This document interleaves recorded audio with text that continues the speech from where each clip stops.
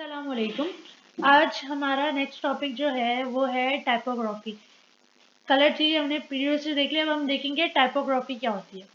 तो बेसिकली ये वो होती है, ये आर्ट और टेक्निक है जिसके ज़रिए जो है हम जो है टेक्स्ट, टाइपो मतलब टेक्स्ट, हम जो टेक्स्ट लिख रहे हैं अपनी वेबसाइट के अंदर या अपने इंटरफेस के अंदर जो हम वेब टेक्स्ट यूज़ कर रहे हैं वो टेक्स्ट किस तरीके का होना चाहिए, किस तरीके से हम टेक्स्ट को जो है अरेंज करें कि विजुअली अपीलिंग लगे।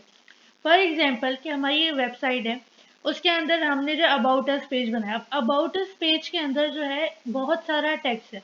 अब वो टेक्स्ट हमने रखा है, छोटा फॉन्ट रखा है, हमने फॉन्ट छोटा रखा है और हमने जो है बहुत लाइट वेट इस्तेमाल किया। अब जो इतना छोटा सा टेक्स्ट रखेंगे तो जो यूज़र है वो पढ़ नहीं सकेगा और यूज़र को मज़ा नहीं आएगा पढ़ने में, और वो कुछ टाइम बाद बोर हो जाएगा और हमारी वेबसाइट छोड़ के चला जाएगा, जो है बैकआउट कर देगा। तो हमें टेक्स्ट इस तरीके से लिखना होता है कि ज़्यादा लंबा भी ना हो, फॉन्ट्स भी मैच कर रहे हो, ताकि यूज़र की जो अटेंशन है वो अटेंशन उस पर रहे। जैसे हमने अभी आप मेरी जो स्लाइड देखें, इसके अंदर मैंने इंट्रोडक्शन जो है वो ऊपर हाईलाइट किया हुआ है, पिंक कलर की जो है रेक्टेंगल के अंदर वो है, और उसके नीचे जो है ब्लैक के अंदर हमने कॉन्ट्रास्ट करके ब्लैक के अंदर हमने टेक्स्ट लिखा है। अगर मैं वाइट के अंदर टेक्स्ट लिखती तो अच्छा नहीं लगता, कुछ नज़र ही नहीं आ रहा होता, बहुत फोकस करना पड़ता। इंट्रोडक्शन की मैं हेडिंग नहीं देखती, समझ ही नहीं आता क्या है। अभी समझ आ रहा है कि इंट्रोडक्शन है। तो टेक्स्ट इस तरीके से लिखना है ताकि यूजर्स जो है उनको इजी रहे, उनको चीज़ें समझ आ रही हो, और वो जो है हम जो मैसेज उन्हें कन्वे करना चाहते हैं हमारा वो एग्जैक्ट मैसेज उन पर कन्वे हो और उनको सेटिस्फेक्शन हासिल हो। तो बेसिकली ये इन्वॉल्व करता है कि आप अपने टाइप फेसेस देखें, आपका फॉन्ट क्या है, उसका क्या वेट है, कितनी स्पेसिंग आपने डाली हुई है, क्या लेआउट आपने यूज़ किया है, कौन से कलर्स आपने यूज़ किए हैं, ताकि आपकी जो अपीयरेंस है टेक्स्ट की वो बिल्कुल क्लियर हो। जैसे ये अभी टेक्स्ट जो लिखा हुआ है, ये टेक्स्ट जो है मैंने जो है इसकी जो फॉन्ट साइज है मैंने 50 रखी है, और इनके अंदर 1.5 का हर वर्ड के बाद स्पेस है।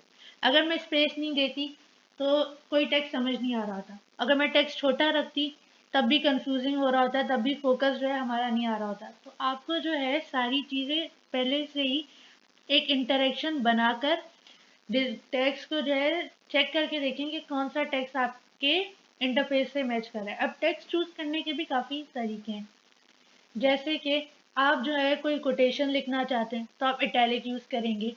आप जो है अगर कोई बार्स देना चाहते हैं तो आप सेरिफ यूज़ करेंगे। अगर आप बार्स नहीं देना चाहते तो आप सैन सेरिफ यूज़ करेंगे।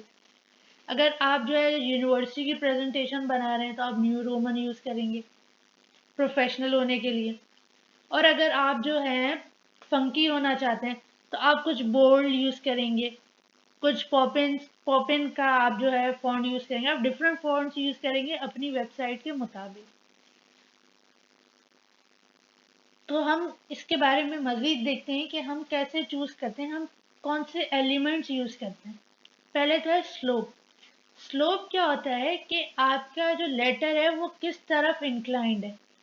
जैसे इटैलिक है, इटैलिक टेक्स्ट जो है वो राइट साइड वो होता है, इंक्लाइंड होता है, वो थोड़ा सा राइट की साइड कर्व्ड होता है। तो स्लोप क्या होता है कि आपका जो लेटर है वो किस जगह पे कर्व्ड है। जैसे कि अगर आप जो है कोई कोटेशन लिखना चाहते हैं तो आप इटैलिक यूज़ करेंगे। अगर आप कोई रिमार्क्स लिखना चाहते हैं, किसी ने फीडबैक प्रोवाइड किया तो आपने वो इटैलिक में लिख दिया कर्व करके, ताकि यूज़र की जो अटेंशन है वो उस पर ग्रैप हो सके, वो देखिए कि एक चीज़ें जो थी वो स्ट्रेट आ रही थी, उनका पैराग्राफ सही था। अब एक कोई मेन चीज़ लिखी हुई है, अगर आपको कोई चीज़ हाईलाइट करनी है तो आप उसके लिए इटैलिक यूज़ कर रहे हैं ताकि यूज़र का जो है फोकस उस पर जाए। उसके अलावा वेट, वेट क्या होता है कि आपके टेक्स्ट की कितनी जो है थिकनेस है। जैसे कि अभी मैंने जो पैराग्राफ लिखा है इसके अंदर मैंने जो है अपने टॉपिक का मतलब अपनी जो हेडिंग्स हैं उनको मैंने बोल्ड किया हुआ है, और उनका जो टेक्स्ट है वो मैंने लाइट किया है। मैंने बोल्ड क्यों किया है, ताकि हाईलाइट हो कि जो है अब हम वेट के बारे में पढ़ रहे हैं, हाईलाइट हो रहा है कि हमें पता चले कि हम वेट के बारे में पढ़ रहे हैं। और अगर मैं दोनों को जो है बोल्ड कर देती तो समझ नहीं आ रहा होता, तब जो है कंफ्यूजिंग हो रहा होता है कि मतलब इतनी जो है हड़बड़ी हो रही थी, समझ नहीं आ रही, सब कुछ मोटा मोटा, कुछ समझ ही नहीं आ रही ये सब क्या है, कंफ्यूजिंग हो रहा था।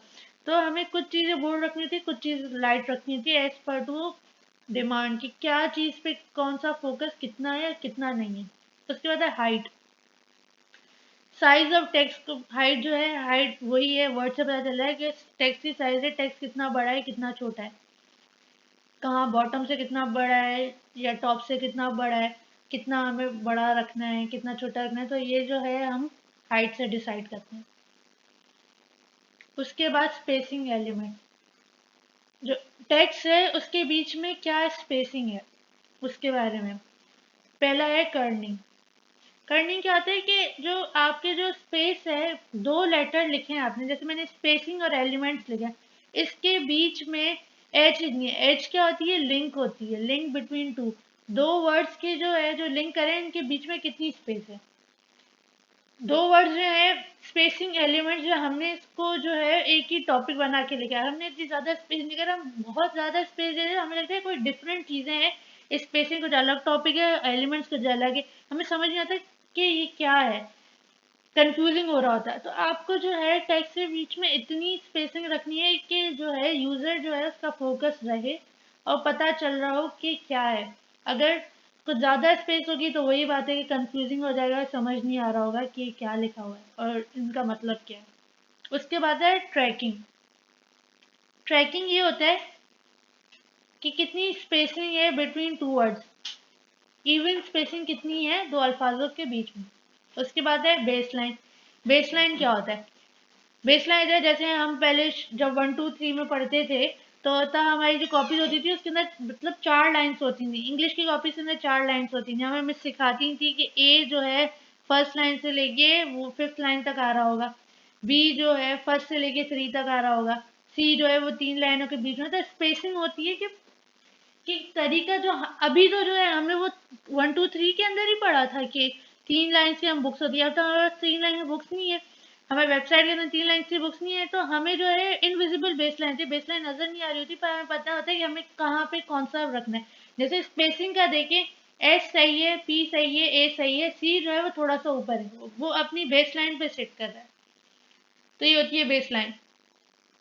उसके बाद आता है डिसेंडर्स, डिसेंडर वो होता है कि वो लेटर जो है जो बिलो जो बेस लाइन जा रहा हो, जैसे जी, जी हमेशा बिलो द बेस लाइन जा रहा होता है। कुछ ऐसे वर्ड्स हैं, कुछ अल्फाबेट्स हैं जो बिलो द बेस लाइन जा रहे थे, कुछ जो है अबव द बेस लाइन जा रहे होते, ये हमें सब देखना पड़ता है, चेक करना पड़ता है कि क्या है और किस तरीके से हमें जो है टेक्स्ट लिखना है।